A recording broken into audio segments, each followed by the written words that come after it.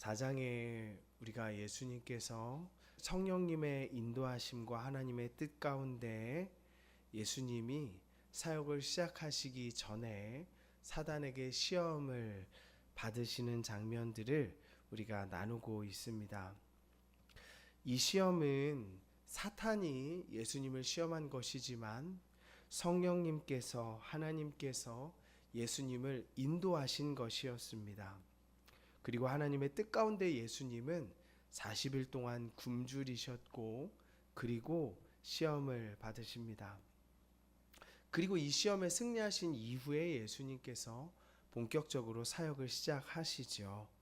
우리는 지난주에는 아니지만 그 지난주에 예수님이 받으신 이 시험에 관하여 말씀을 살펴보았습니다. 40일 동안 금식한다는 것, 이건 역시 하나님의 뜻 가운데 있었다는 것도 살펴보았죠. 얼마 전에 아내가 예인 작가의 책 다정한 사람이 이긴다라는 책에 나온 말을 저에게 전해줬습니다. 다정한 사람이 이긴다. 그 책에 이런 말이 있다고 하더라고요. 다정함은 체력에서 나온다. 여러분 공감하세요? 그러니까 다정한 사람이 이긴다라는 말이니까 강력하고 어떠한 것보다 다정함의 능력 그리고 그것의 더 본질적인 영향력과 그런 이익이나 그런 부분에 대해서 얘기하고자 하는 책이겠죠. 읽어보진 않았습니다만은. 그래서 다정함의 중요함과 능력을 설명하면서 그 다정함이 체력에서 나온다라고 얘기를 책에서 한다고 해요. 여러분 공감이 되시나요? 저 굉장히 공감이 됐습니다. 왜냐하면 제가 독감으로 굉장히 고생한 다음에 들었기 때문이에요. 제가 이제 B형 독감에 걸려가지고 고생을 하는 가운데 아프니까 다정할 수가 없겠더라고요. 아이에게도 아내에게도 다정할 수가 없었습니다. 오히려 거친 말투 그리고 행동들, 저는 일부러 그러면 좀 아이들하고 아내랑 접촉을 피하거든요. 이게 제가 좀 연약해가지고 인격 수양이 덜 돼서 좀 관리가 잘 안 되니까 부딪히지 말아야겠다 그래가지고 거리를 좀 두려고 노력을 하는데, 그래서 다정함은 체력에서 나온다라는 말이 굉장히 공감이 됐어요. 여러분도 그러실 거예요. 아프고 힘들고 배고프고 그러면 다정하기가 어렵죠. 저는 예수님께서 40일 금식하는 것도 이와 연관이 되어 있다고 생각합니다. 그러니까 무슨 말이냐면 가장 배고프면 짜증나죠. 그죠? 예수님도 그러셨을 겁니다. 가장 연약해지고 힘이 없을 때 40일 금식하면 진짜 힘이 없거든요. 걸어다닐 힘이 없어요. 물론 저는 안 해봐서 그렇다고들 합디다. 네. 그런데 그런 상황에 놓이도록 하신 하나님의 뜻이 있겠죠. 그러니까 스스로를 포장하거나 스스로를 무엇인가 사람들에게 가릴 수 있는 힘이 다 떨어진 상태, 가장 나의 어떠한 본질이 드러나는 상태로 예수님을 하나님이 만드셨고, 그 상황 가운데 네가 무엇을 붙드는가, 너의 어떠함이 무엇인가를 드러내도록 하신 것이 사단이 예수님을 시험한 것이었습니다. 그리고 우리는 지난번 설교들을 통해서 예수님이 이 사단의 시험에서 2번 이긴 내용을 살펴보았죠. 첫 번째 시험 내용이 그거였잖아요. 이 돌을 떡이 되게 하라. 그리고 두 번째 시험은 가장 높은 곳에 올라가서 뛰어내리면 천사들이 받쳐준다고 성경이 기록하고 있는데, 그러면 너 하나님의 아들이니까 한번 네 하나님 아들됨을 증명해봐라. 천사가 지켜줄 것 아니냐라는 것이었습니다. 이 두 가지 시험의 공통된 점은 두 가지 시험 다 네가 하나님의 아들이어든 이게 붙어 있다라는 거죠. 네가 하나님의 아들이라면 아들이니까 이렇게 해봐라 라는 겁니다. 하나님의 아들이 왜 이렇게 굶주리고 있어? 너 세상의 왕이고 하나님이잖아. 그러니까 왜 이렇게 고난에 굶주려서 빌빌거리고 여기에서 이러고 고난을 당하고 있는 거야?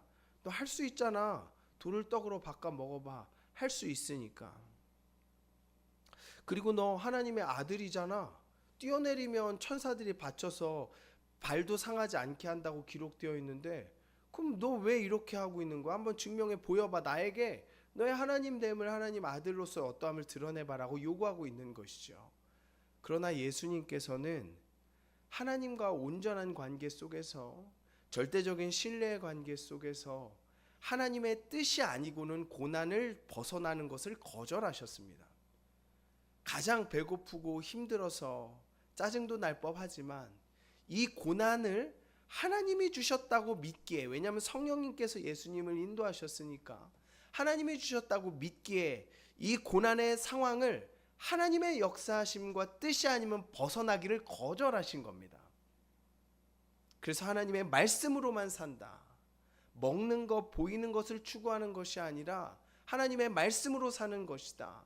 하나님이 나를 붙드시고 인도하심을 확신하는 하나님과 예수님과의 사랑의 관계 속에서 말씀으로만 살기를 선포하셨고, 또한 뛰어내려서 내가 봐라, 내가 하나님의 아들이지 않느냐, 당연하죠.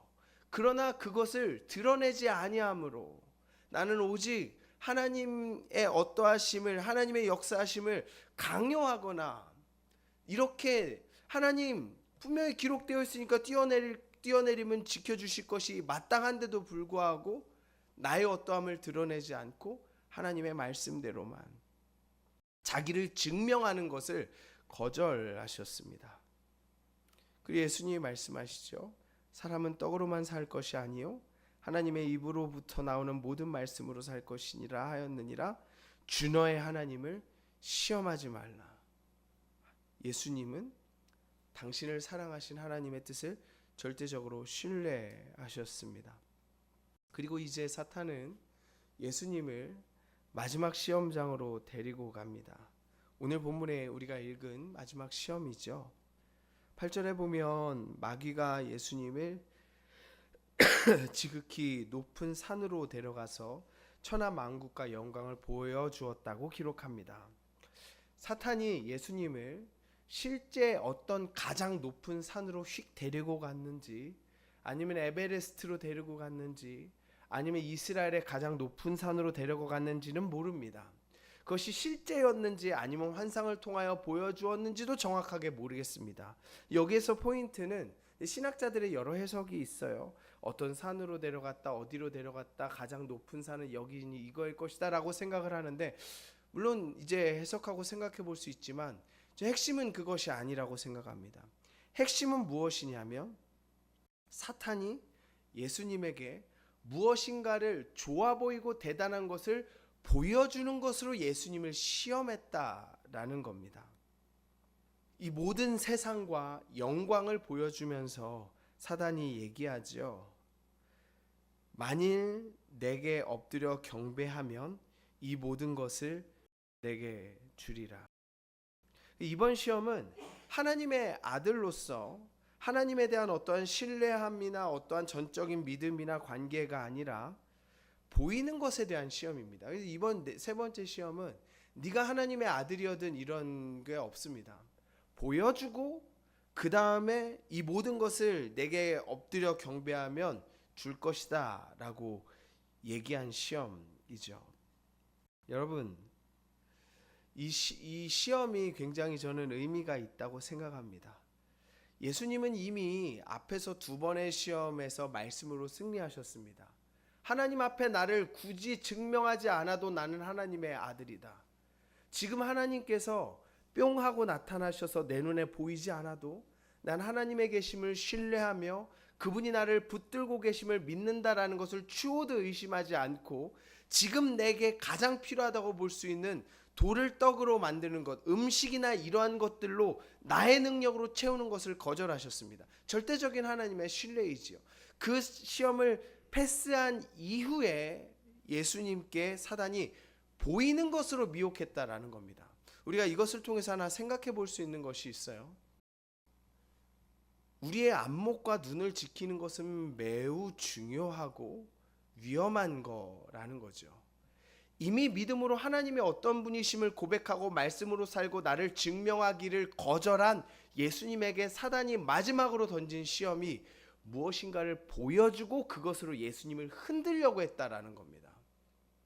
여러분, 우리가 기억해야 될 것은 우리의 보이는 것, 눈을 굉장히 지켜야 한다라는 거예요. 우리가 많은 것들을 보잖아요.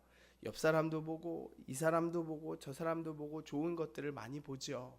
근데 이것을 내가 보이는 것을 어떻게 해석하고 나에게 어떻게 받아들이는가를 우리가 지켜야 한다라는 겁니다.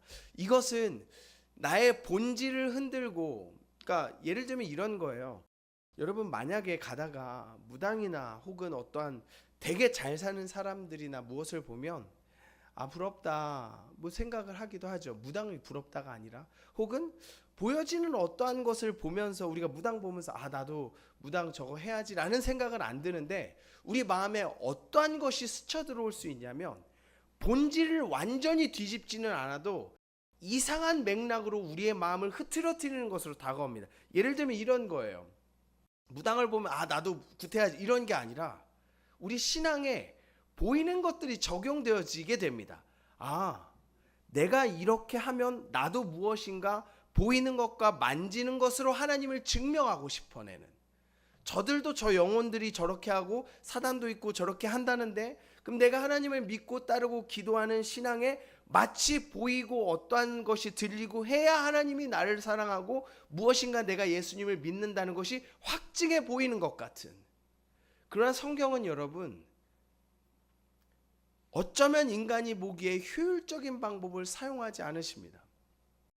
우리가 하나님, 내 믿음, 하나님의 살아계심이 경험되어지고 싶다고 얘기하면, 기도하면 무엇을 생각하죠? 감기 걸렸으니까 하나님 당장 이 감기를 낫게 해주십시오. 내가 목사고 내가 하나님 사랑하고 예배드려야 하는데 그러면 내가 하나님의 살아계심을 확실히 믿겠습니다. 너무 좋은 방법이죠. 너무 은혜로운 방법 같죠.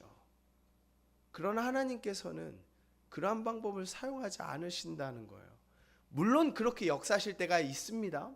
저의 삶에도 기도하는 여정에 놀랍게 하나님이 이렇게 역사하셨나라고 고백하는 놀라운 일들을 이루실 때가 있어요. 그런데 많은 경우 내가 생각하는 더 쉽고 더 명확한 방법이 아니라 하나님께서는 믿음으로 느리고 복잡하고 답답한 길을 경험하게 하실 때가 많다라는 것이요. 사단은, 여러분 생각해 보세요. 사단이 예수님께 시험했던 이 세 번째 시험이 어떤 의미였겠습니까? 이미 예수님은 내가 하나님의 말씀을 전적으로 신뢰하고 이 배고프고 힘 없는 상황에서도 하나님의 도우심이 아니면 이것을 벗어나기를 내 힘으로 하지 않을 것이라는 걸 선언하시고 승리하셨단 말이에요.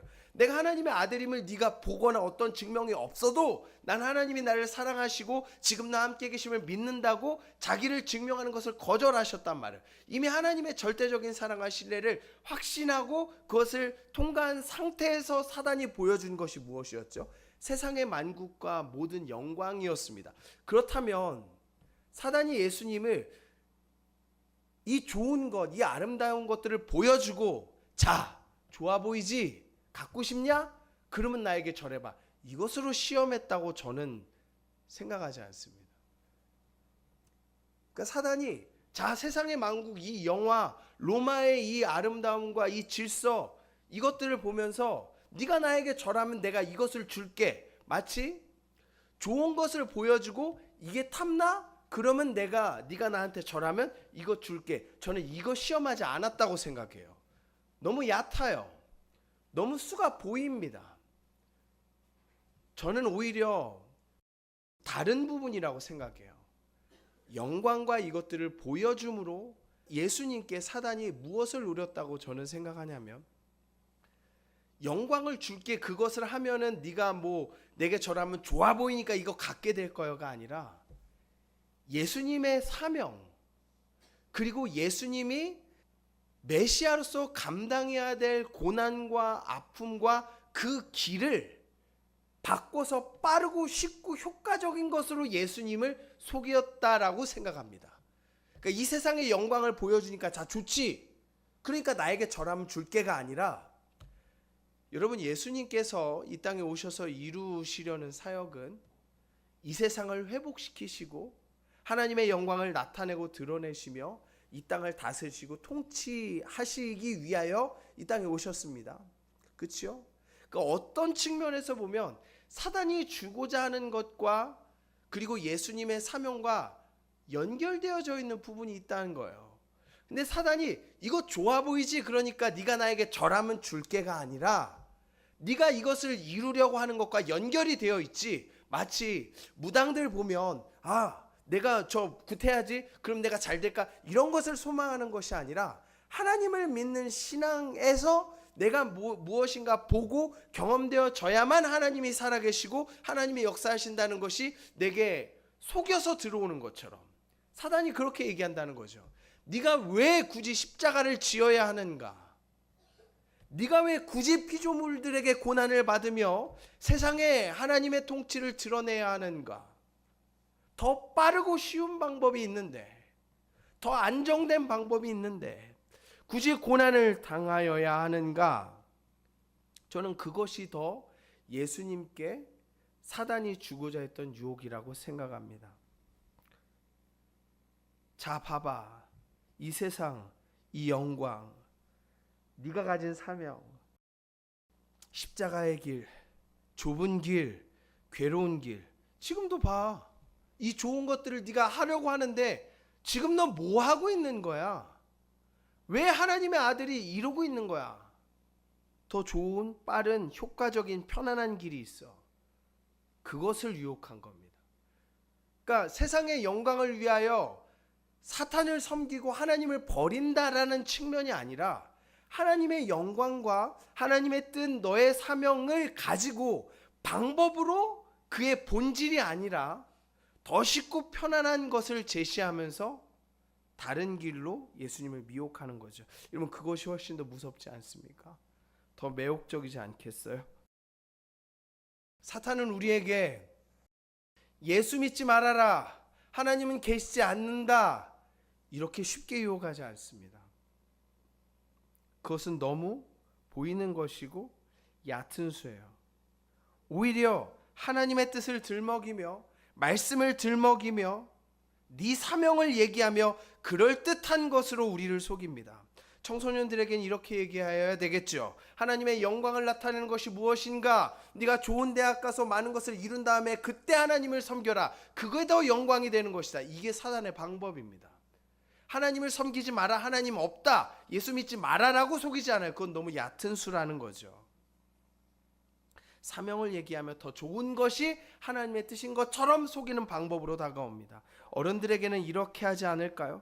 하나님이 섬기지 말라는 것이 아니야, 예배하지 말라는 것이 아니야, 이것도 하고 저것도 하는 매우 좋은 방법이 있어. 놀러가서 예배하면 되지, 온라인으로 예배하면 되지, 다음 주에 하면 되지, 더 나은 것들을 위하여 더 많이 드릴 수 있는 다른 효율적이고 빠른 방법이 있어 라고 속이는 겁니다. 제가 매우 여러 번 말씀드렸지만 저는 온라인 예배도 예배라고 확신합니다. 그리고 등록한 교회에서 예배드리는 것뿐만 아니라 어떠한 상황에서는 고향이나 다른 곳에서 예배하는 것도 예배라고 믿습니다. 제가 말씀을 드리는 것은 본질이 아니라 하나님께 드리는 것으로 타협하는 방법으로 사단이 우리를 치고 들어온다라는 거예요. 사단은 그렇게 어리숙하지 않다라는 겁니다. 사단은 예수님께 내게 엎드려 경배하면 이 모든 것을 내게 준다라고 얘기했습니다. 여기에서 엎드리다라는 단어가 패손이라는 단어인데 단순 과거 시제로 쓰였습니다. 무슨 말이냐면 딱 한 번만 엎드려 절해라, 이 말입니다. 네가 하나님의 영광을 위해서 지금 이렇게 하고 있잖아. 하나님의 뜻 가운데 고난을 당하고 있잖아. 그것을 이루기 위한 딱 한 번의 좋고 쉬운 방법이 있어. 딱 한 번 내게 엎드려 절해라. 아마 사단은 예수님께 이렇게 속삭였을지 모르겠어요. 네가 내게 엎드려 절한다고 그게 절하는 게 되겠니? 그냥 한번 해봐. 그게 무슨 의미야? 이렇게 속였을 수도 있어요. 사단은 예수님이 이 땅에 오신 목적을 알고 있습니다. 천하만국을 회복하여 하나님께 드리는 것. 사단은 예수님의 목적을 흔드는 것이 아니라 교묘한 틈을 벌려 다른 것들을 제시해서 하나님이 아닌 것을 경배하게 합니다. 고통 없이, 희생 없이, 왜 굳이 십자가를 지고 창조주인 당신이 왜 피조물들에게 죽임을 당하여야 하는가? 왜 십자가를 지어야 하는가? 왜 굳이 좁은 길로 가야 하는가라고 묻습니다. 그러나 여러분, 성경은 그 어디에도 하나님께서 속도나 효율성을 우리에게 요구하지 않습니다. 하나님은 우리에게 하나님의 말씀에 순종할 것을 요구하십니다. 그래서 예수님이 대답하시죠. 사탄아 물러가라. 여러분, 여기에서 이 물러가라라는 단어, 예수님께서 베드로에게 하신 단어랑 같은 단어입니다. 예수님께서 제자들에게 사람들이 나를 누구라 하느냐고 물으셨어요. 그러자 제자들이 대답하죠. 다른 사람들은 선지자 누구다라고 얘기한다. 그 예수님이 제자들에게 물으시죠. 그러면 너희는 나를 누구라 하느냐? 베드로가 멋진 대답하죠. 주는 그리스도시요 살아계신 하나님의 아들이십니다. 선지자가 아니라 메시아시고 하나님의 아들이십니다. 하나님의 어떠하심, 예수 그리스도의 어떠하심을 명확하게 고백했습니다. 그러자 예수님께서 당신이 종교 지도자들에게 고난을 당하고 죽으시고 부활하실 것을 이야기했습니다. 그러자 베드로는 주님 그리하지 마십시오 라고 예수님께 이야기합니다. 한글에서는 잘 느껴지지 못하지만 주님 그리하지 마십시오라는 것은 매우 강력한 표현입니다. 예수님께 혼내듯이 예수님 왜 당신이 죽어야 합니까? 왜 굳이 그 길을 가야 합니까? 왜 십자가를 지고 왜 종교 지도자들에게 고난을 당하는, 죽임을 당하는, 그래서 왜 굳이 그렇게 부활을 해야 합니까? 아마 베드로가 예수님에 대한 마음이 사랑의 마음이 작용되었을 겁니다. 그러나 예수님께서는 그 베드로에게 말씀하시오. 사탄아 물러가라 라고 말씀하십니다. 마가복음 8장 33절이지요. 화면이 있는데요. 예수께서 돌이키사 제자들을 보시며 베드로를 꾸짖어 이르시되 사탄아 내 뒤로 물러가라. 내가 하나님의 일을 생각하지 아니하고 도리어 사람의 일을 생각하는도다 하시고, 베드로가 사탄, 넌 사탄이다 라고 하는 것이 아니라 하나님의 방법, 하나님의 길, 하나님의 뜻이 아닌 속도나 마음이나 효율성이나 크기, 사람의 생각이, 사람의 계산이 하나님의 뜻보다 앞선다면, 하나님의 길이 아닌 다른 것을 선택하게 한다면 그것이 사탄적이라는 겁니다. 오늘 본문에 예수님께 시험한 것도 같은 것이죠. 그래서 예수님께서는 보이는 영광이 아니라 오직 영광은 하나님께만 돌릴 것이라 선포하시고, 다만 오직 하나님만을 섬기라라고 선포하십니다. 여기서 섬기다라는 단어는 결과만을 통해서 하나님을 영광 돌리는 것이 아니라 지속적인 삶을 통한 섬김의 뜻을, 제사 드리는 것을, 그 과정을 이야기하는 것입니다.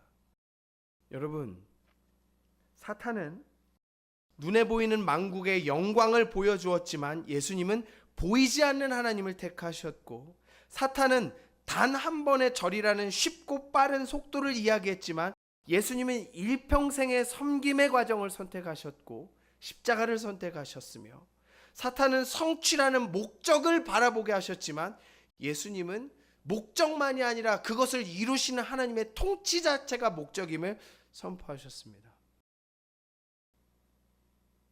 여러분, 그것이 신앙생활입니다. 하나님이 어떠한 분인가를 지난한 삶의 과정을 통하여 경험해내는 것.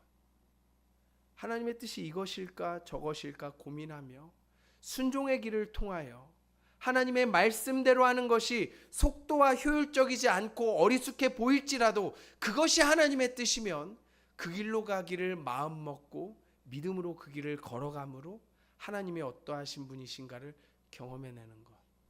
그것이 신앙의 과정입니다.